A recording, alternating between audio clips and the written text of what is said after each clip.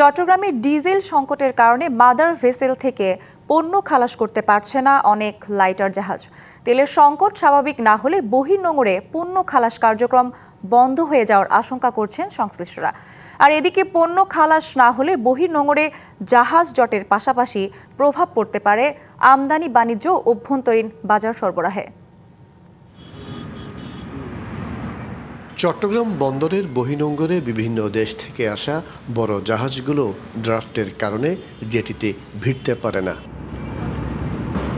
ছোট লাইটার জাহাজের মাধ্যমে মাদার ভেসেল থেকে পণ্য খালাস করে তা জেটি ও দেশের বিভিন্ন নদী বন্দরে পাঠানো হয়। চট্টগ্রাম বন্দর থেকে পণ্য পরিবহন করা প্রায় ১৫০০ লাইটার জাহাজের উপর নির্ভরশীল দেশের পণ্য পরিবহন নেটওয়ার্ক।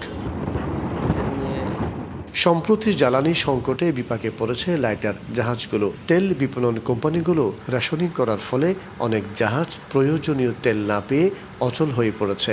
লাইটার জাহাজ মালিকদের অভিযোগ, ডিপোগুলো আগের মতো ডিজেল না দেয়ায় তেলের অভাবে বসে আছে অনেক জাহাজ।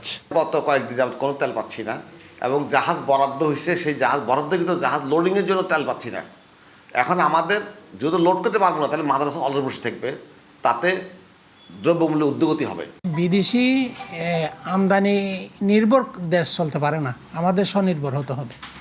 স্বনির্ভরের জন্য সরকারের যা যা করতে হয় সহযোগিতা করতে হয়, প্রাইভেট সেক্টরে করা উচিত। নায়াসিনামাইড ও স্যালিসাইলিক সমৃদ্ধ লিলি ফেস ওয়াশ যা ফেসের ডেড স্কিন সেল দূর করে দেয় দ্বিগুণ ফাস্টার ব্রাইটেনিং। বহির্নোঙরে জাহাজ থেকে পণ্য খালাসে বিলম্ব হলে আমদানিকারকদের অতিরিক্ত জাহাজ ভাড়া গুনতে হবে। পণ্যের আমদানি খরচ বেড়ে গেলে প্রভাব পড়বে বাজার মূল্যের উপর। সরকার ইতিমধ্যে একটা সার্কুলার দিয়েছে, রেশনিং করে করে কিন্তু তেল দেবে।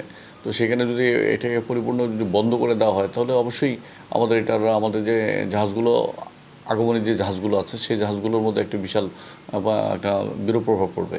বন্দর ব্যবহারকারীরা বলছেন, বহির্নোঙরে পণ্য খালাস বন্ধ হয়ে গেলে নেতিবাচক প্রভাব পড়বে দেশের আমদানি বাণিজ্য, শিল্প উৎপাদন ও বাজার সরবরাহ ব্যবস্থায়।